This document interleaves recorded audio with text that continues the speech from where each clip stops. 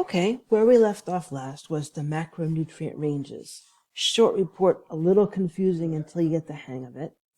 The next thing we're going to look at is another short report called the fat breakdown. I'm going to make this a little bit bigger so you can see better. And I don't want to get too much into what these different kinds of fats are. This is a big part of what you're going to learn in Chapter 5. For now, I want to say just a couple of general comments. Number one, not all fat is the same. Some of you guys have heard of some of these. Some of you guys have heard of saturated fat, for example. You may have heard of trans fat. Different kinds of fat have different chemical compositions. They come in different foods, and they have different impacts on our health. That's all I'm going to say about them for now, except for two other things. Number one, where it says unspecified, what that means is that where the information was collected, because the people who put this database together, they didn't do the analysis themselves. They looked in other databases. They asked food manufacturers.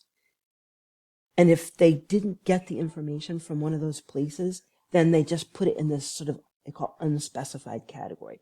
Yeah, we know there's fat in that food, but I couldn't tell you, for example, whether it is monounsaturated or saturated, etc. The other thing I want to say to you is this trans fat. You pretty much can ignore that. There's almost no trans fat left in the U.S. diet because there have been changes to the regulations. You can ask your instructor for more information about that. The main three that you want to be looking at when you start looking at them is these three: monounsaturated, polyunsaturated, and saturated. Now, this is organized in a very different way. In some ways, it's easier to read. But here's a place where percentage gets confusing.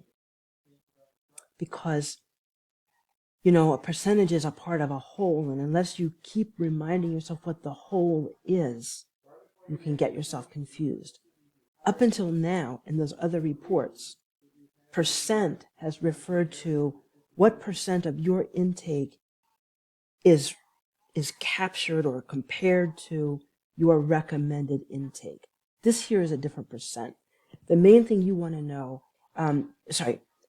what this is of my fat, the monounsaturated fat represents 13% of my calories.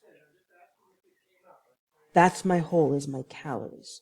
So a little over 3.5% of my calories come from polyunsaturated fat, and a little more than 10.5% of my calories come from saturated fat. You are going to learn as we go along what the quote-unquote right numbers are for these.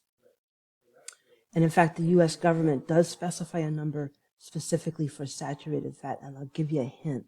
I'm a little over. Not perfect there. Okay, take another little break. You guys can go look at your fat breakdown report. I'll meet you back here to talk about the MyPlate analysis.